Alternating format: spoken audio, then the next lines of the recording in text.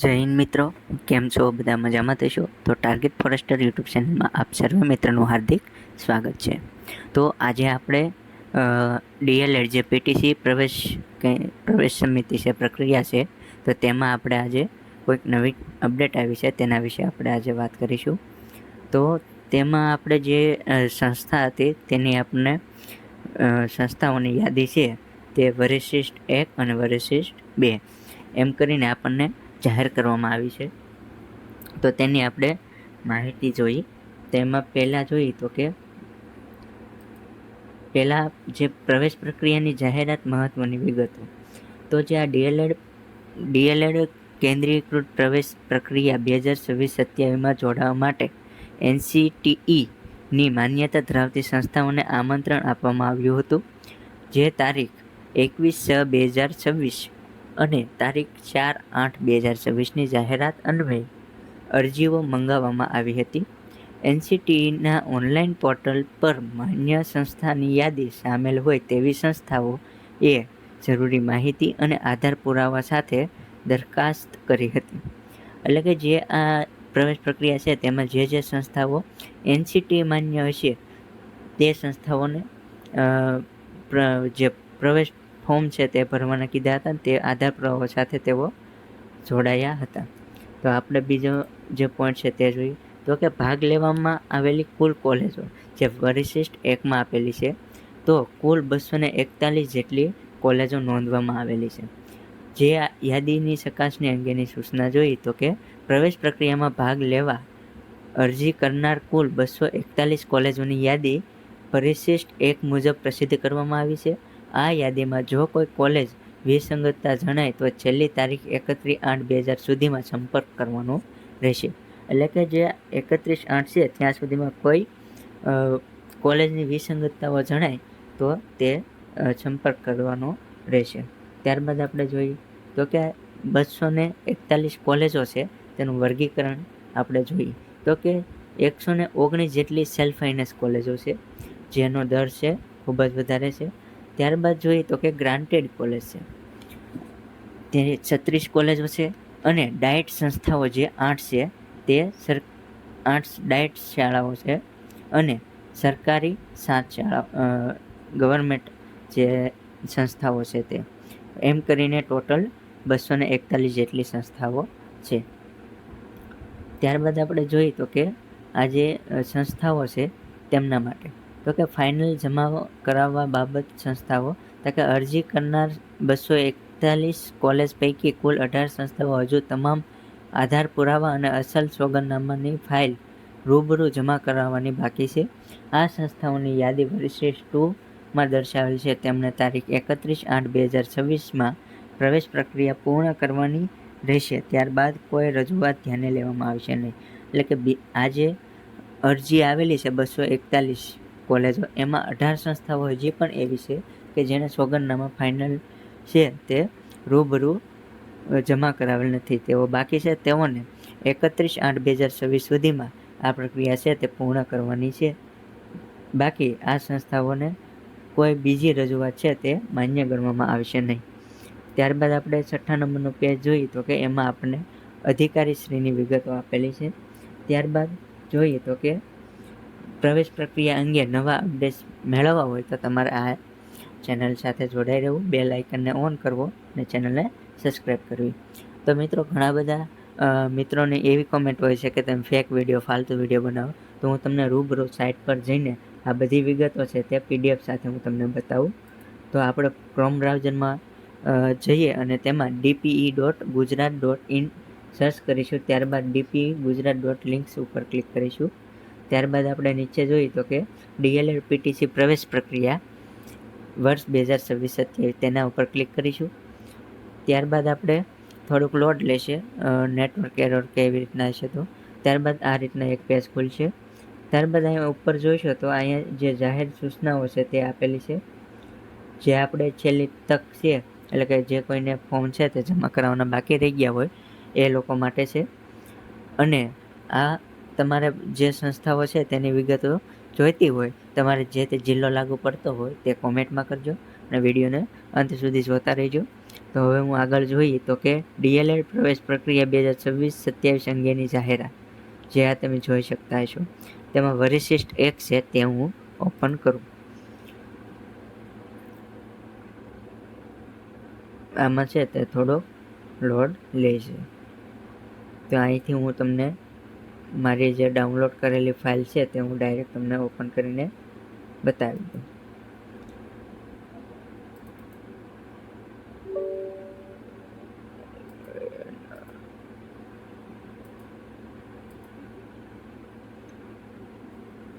કાંઈ વાંધો નહીં, આપણે ને લોડ થવા દઈએ.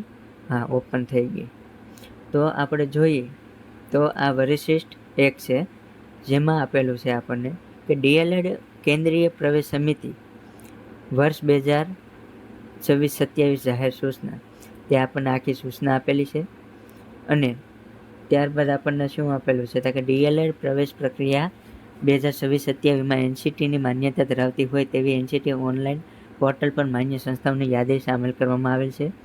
તો આ જે આપણે PPTમાં જોયું તે પ્રમાણે જ બધી ડિટેલ છે. તો અહીંયા આપણને પ્રવેશ પ્રક્રિયા વર્ષમાં ભાગ લેવા અરજી કરનાર સંસ્થાઓની યાદી આપવામાં આવેલ છે. તેમાં આપણે જોઈએ તો કે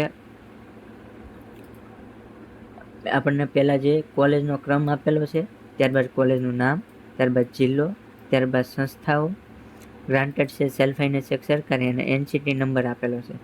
તો તેમાં આપણે આગળ જોઈએ તો કે જે પહેલાં છે તે આપણને ડાયટ કોલેજો આપવામાં આવેલી છે.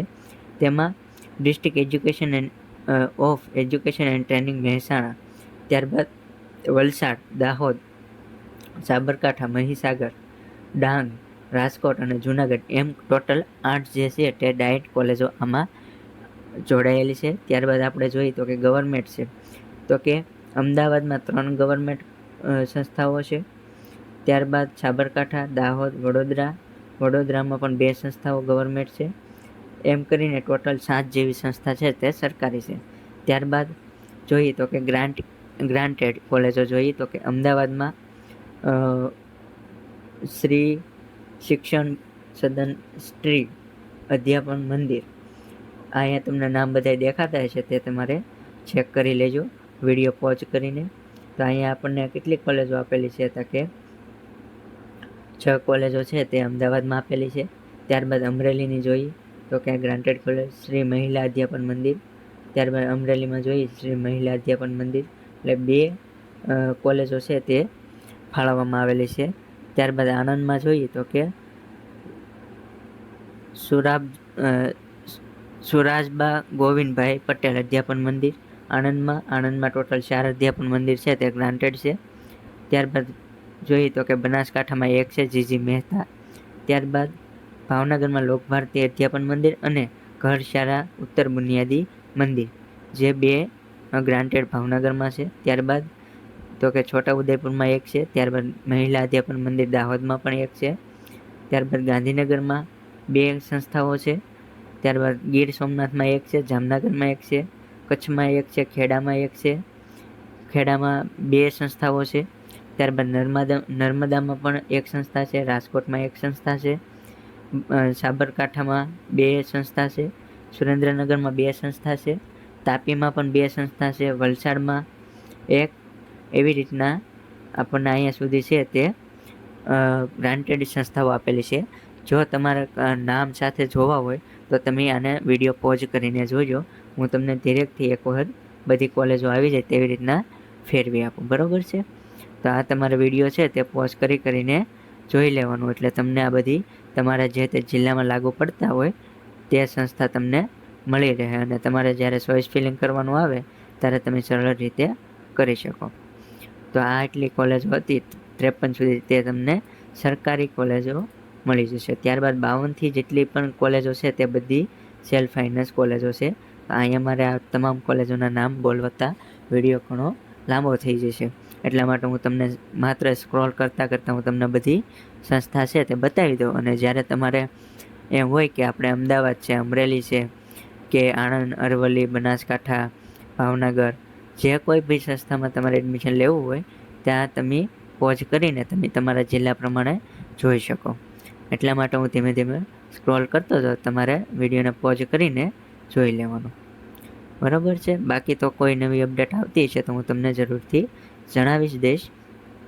અને આ બધી જે સંસ્થા છે આમાંથી 18 જેવી સંસ્થા છે હજી આપણે જે વેરિફિકેશન માટે બાકી રહી ગયેલી છે તેની પણ વેરિસિસ્ટ 2 ફાઇલમાં આપણને આપવામાં આવેલી છે. તો આ બધી કોલેજો છે તે આપણને સેલ્ફ ફાઇનાન્સ કોલેજો છે. અહીં આપણને નામને એવું બધું આપેલું હોય. તો અહીં આપણે જે ટોટલ કોલેજો છે તે જોઈ લીધી. ત્યારબાદ આપણે વેરિસિસ્ટ 2 છે તે જોઈએ. તો કે આમાં જે છે જે કોઈ સંસ્થા છે જે રજૂઆત કરવામાં બાકી હોય તેની 18 જેવી કોલેજો છે તે આપેલી છે. તો એમાં જે જુનાગઢ ડાયટ કોલેજ છે, પછી બાકીની બધી છે તે સેલ્ફ ફાઇનાન્સ કોલેજો છે. તો આ બધી કોલેજો છે હજી આપણને પીટીજી કોલેજ માટે જે રૂબરૂ છે તે મુલાકાત લીધેલી નથી. તે બધી કોલેજોના નામ આપવામાં આવેલા છે. તો આ પણ તમે જોઈ લો. તો આજના વિડીયોમાં આટલું જ હતું. ને આ બધી વસ્તુ છે એ તમારે ઉપયોગી થશે. અને આના વડે જ તમે જે આપણે પેલું જે મેરિટ લિસ્ટ ને એવું બધું મેં તમને કીધું હતું તો એ પ્રમાણે થોડુંક રહેશે. તો હવે આપણે મેરિટ છે તે 4 તારીખ પછી આવવાની સંભાવના રહી. એટલે કે 31 તારીખ સુધીમાં તો હજી આપણે ફોર્મ જે છે તે સબમિટ કરવાની ડેટ વધારેલી છે. એટલા માટે આપણે અનુમાન લગાડી શકીએ કે 4 તારીખ પછી જ આપણું મેરિટ લિસ્ટ જાહેર થશે. અને સાઇટ છે તે મેન્ટેનન્સ કરીને આપણે જે ચોઇસ ફિલિંગ કરવાની થશે તો એટલા માટે સાઇટ પણ મેન્ટેનન્સ રહી શકે, અથવા તો પહેલાં રહી ગઈ તો એ પણ મેન્ટેનન્સ થઈ ગઈ હશે. તો કાંઈ ઝાઝી હવે વાર નહીં હોય. હવે ધીમે ધીમે બધી પ્રવેશ પ્રક્રિયા છે તે ચાલુ થઈ ગયેલી છે. એટલા માટે હવે આપણે પણ આ પ્રવેશ પ્રક્રિયા છે તે જલ્દી પૂર્ણ થઈ જશે. એટલે આપણે કોઈ પ્રકારની ટેન્શન લેવાની જરૂર નથી. બરાબર છે. તો આજના વિડીયોમાં એટલું જ હતું. અને આ વિડીયો ગમે તો લાઈક કરજો અને ચેનલને સબસ્ક્રાઈબ કરજો અને તમારા મિત્ર સાથે પણ આ ડિટેલ છે તે શેર કરજો. તો મળીશું હવે નવા વિડીયો સાથે. ત્યાં સુધી જય હિન્દ, જય ભારત.